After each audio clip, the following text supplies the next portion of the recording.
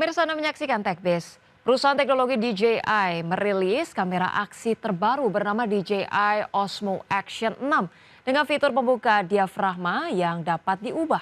Teknologi ini memungkinkan pengguna menghasilkan gambar yang lebih baik di berbagai kondisi pencahayaan. Kamera ini juga dilengkapi dengan sensor berukuran besar dan stabilisasi penangkal getar untuk pengambilan gambar bergerak. Perusahaan DJI resmi memperkenalkan DJI Osmo Action 6 dengan pembukaan diafragma yang dapat diatur dari f2,0 sampai f4,0. Fitur ini memberikan kendali pencahayaan lebih luas kepada pengguna. Penerapan sistem diafragma mekanis ini menjadi yang pertama di kategori kamera aksi dan memberikan fleksibilitas dalam pengaturan gambar. DJI Osmo Action 6 menggunakan sensor berukuran 1/1,1 inci dengan ukuran titik gambar yang lebih besar untuk meningkatkan kualitas di kondisi cahaya rendah. Sensor ini juga menawarkan rentan dinamis yang lebih luas untuk menangkap detail bayangan dan sorotan. DJI Osmo Action 6 dilengkapi profil warna 10 bit dengan mode D-Lock mode yang memungkinkan penyusunan warna secara profesional. Fitur pratinjau langsung membantu pengguna mengatur pencahayaan dengan presisi. Stabilisasi digital bersama teknologi Rocksteady 3.0 Plus dan Horizon Steady memperkenalkan posisi horizon agar tetap rata meskipun kamera bergerak bebas. Kamera ini tahan air dengan kedalaman 20 meter tanpa rangka pelindung dan dapat mencapai 60 meter dengan rangka khusus. Perangkat ini juga dapat digunakan pada suhu rendah hingga minus 20 derajat Celcius. Daya tahan baterai mencapai 4 jam dan mendukung pengisian cepat hingga 80% dalam 22 menit. DJI Osmo Action 6 dibekali penyimpanan internal 50 GB sehingga pengguna dapat merekam tanpa kartu tambahan. Fitur ini memudahkan pengguna dalam situasi yang membutuhkan perekaman cepat. Untuk audio, kamera ini mendukung penghubungan dua mikrofon luar dan dibekali teknologi peredam gangguan suara angin untuk meningkatkan kejenihan rekaman. Di pasar Indonesia, DJI Osmo Action 6 ditawarkan dengan harga sekitar Rp7.495.000 untuk paket standar yang sudah mencakup unit kamera dan aksesoris dasar. Berbagai sumber, iDaction.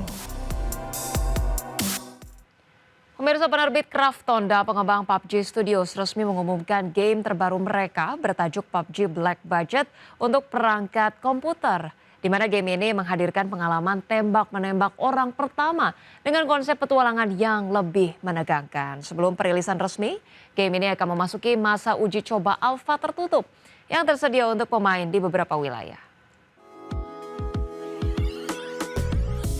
Penerbit Krafton bersama pengembang PUBG Studios mengumumkan game tembak-menembak orang pertama terbaru dengan judul PUBG Black Budget untuk perangkat komputer.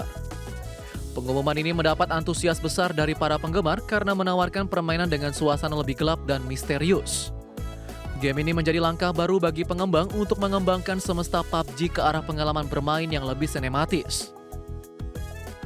Sebelum dirilis secara penuh, PUBG Black Budget akan menggelar uji coba alpha tertutup pada tanggal 12 hingga 14 Desember dan 19 hingga 21 Desember yang tersedia untuk pemain di Amerika Utara, Eropa, dan Asia. Uji coba ini memberikan kesempatan bagi pemain untuk mengenal mekanisme permainan sekaligus memberi masukan kepada pengembang. Berbeda dari uji coba tertutup pada umumnya, masa uji coba alpha PUBG Black Budget tidak diberlakukan perjanjian kerahasiaan atau NDA. Peserta dipersilakan melakukan siaran langsung, membagikan rekaman permainan, serta berdiskusi secara terbuka mengenai pengalaman bermain mereka. PUBG Black Budget dirancang untuk menyuguhkan ketegangan dan pengalaman bertahan hidup dengan latar pulau misterius yang terjebak dalam lingkaran waktu. Pemain akan berperan sebagai seorang kontraktor veteran yang dikerahkan untuk misi rahasia di pulau terpencil. Tugas pemain adalah memulihkan teknologi tersembunyi dari fasilitas penelitian yang telah ditinggalkan serta mengungkap fenomena supernatural yang dikenal sebagai anomali. Hingga saat ini PUBG Black Budget belum memiliki jadwal perilisan resmi, namun game ini telah menarik perhatian pemain di seluruh dunia. Hal ini terlihat dari jumlah pengikut halaman resminya di platform Steam yang telah melampaui 160.000 orang, menjadikannya salah satu game yang paling ditunggu dalam waktu dekat. Berbagai sumber IDX Channel. Pemirsa, PT PLN Persero bersama Badan Gizi Nasional dan TNI Angkatan Udara memperluas kapasitas layanan pemenuhan gizi dengan membangun dapur 2 SPPG Lanut Atang Senjaya di Bogor, Jawa Barat. Inisiatif ini merupakan komitmen PLN dalam mendukung program prioritas nasional, khususnya percepatan penanganan stunting dan peningkatan gizi masyarakat. PT PLN Persero bekerja sama dengan Badan Gizi Nasional dan TNI Angkatan Udara memperluas kapasitas layanan pemenuhan gizi dengan membangun Dapur 2 SPPG Lanut Atang Senjaya di Bogor, Jawa Barat. Direktur Utama PLN Darmawan Prasojo mengungkapkan inisiatif ini merupakan komitmen PLN dalam mendukung program prioritas nasional, khususnya percepatan penanganan stunting dan peningkatan gizi masyarakat. Melalui pemberdayaan masyarakat yang berkelanjutan, upaya ini akan mendorong terbentuknya ekonomi sirkular di wilayah tersebut.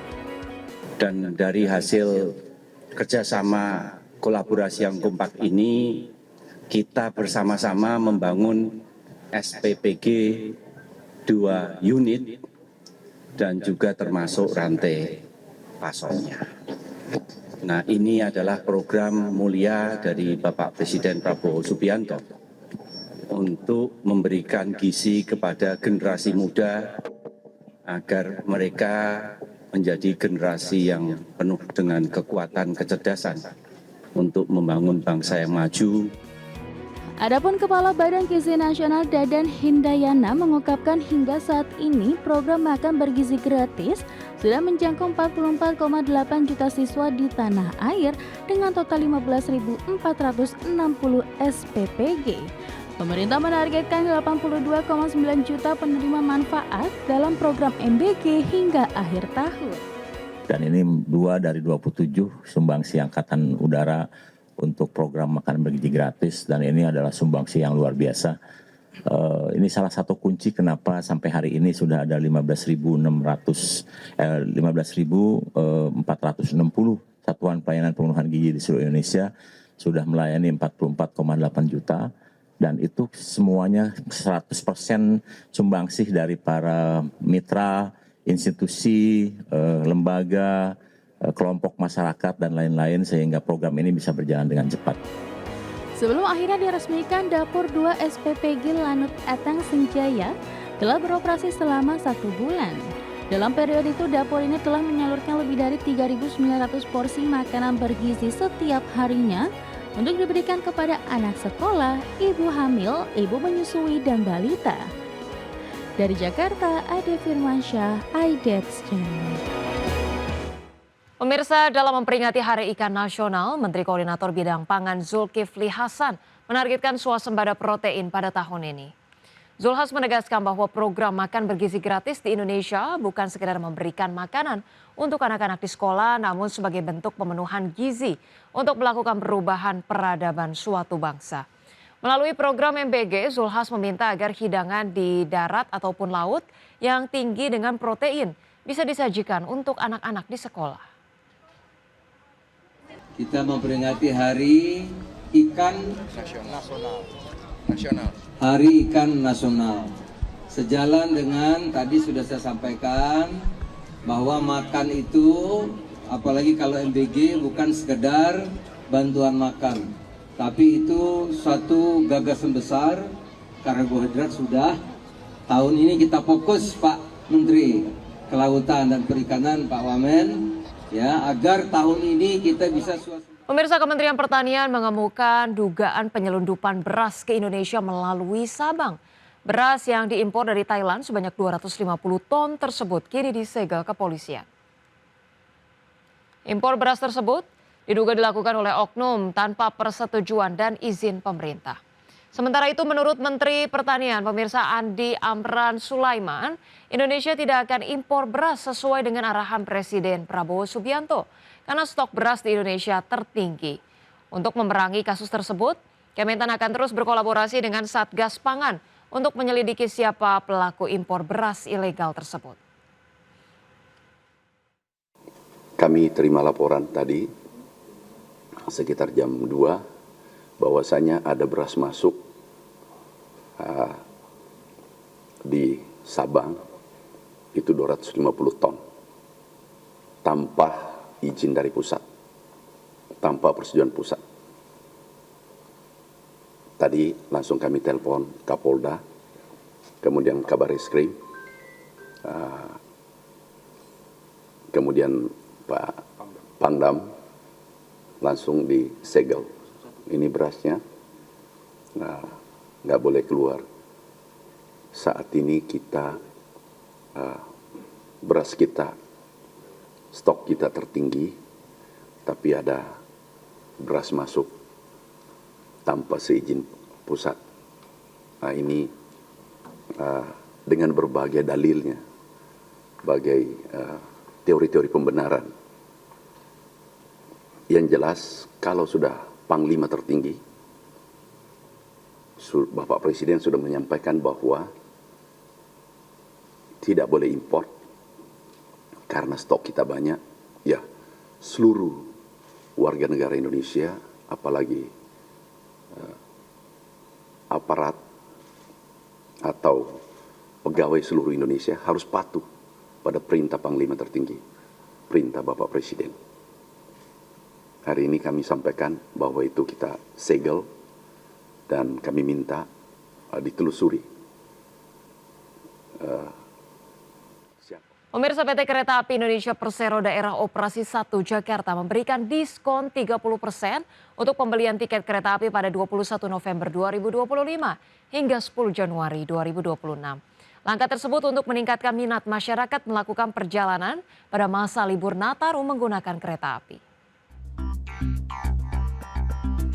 PT Kereta Api Indonesia Persero Daerah Operasi 1 Jakarta memberikan diskon 30% untuk pembelian tiket kereta api pada 21 November 2025 hingga 10 Januari 2026. Pembelian tersebut untuk keberangkatan periode 22 Desember 2025 sampai 10 Januari 2026. Manajer Humas PT Kereta Api Indonesia Daob 1 Jakarta, Iksvan Henry Wintoko menjelaskan, diskon ini diberikan untuk meningkatkan minat masyarakat melakukan perjalanan pada masa libur Natal 2025. Selain itu, diskon diberikan untuk meringankan biaya perjalanan sekaligus mendorong pergerakan ekonomi masyarakat selama momentum libur akhir dan awal tahun. PT KAI Daob 1 Jakarta memberikan diskon tarif sebesar 30% untuk sejumlah kereta api jarak jauh kelas ekonomi komersial dan kereta api lokal Pangrango. Dalam rangka mendukung mobilitas masyarakat selama libur Natal 2025 dan Tahun Baru 2026. Program ini berlaku untuk pembelian tiket pada 21 November 2025 hingga 10 Januari 2026. Untuk memastikan implementasi program berjalan optimal, KAI menyiapkan seluruh aspek operasional melalui penguatan prasarana, sarana, dan pengamanan. Dari Jakarta, Ismalia, Ari Setiawan, IDX Channel.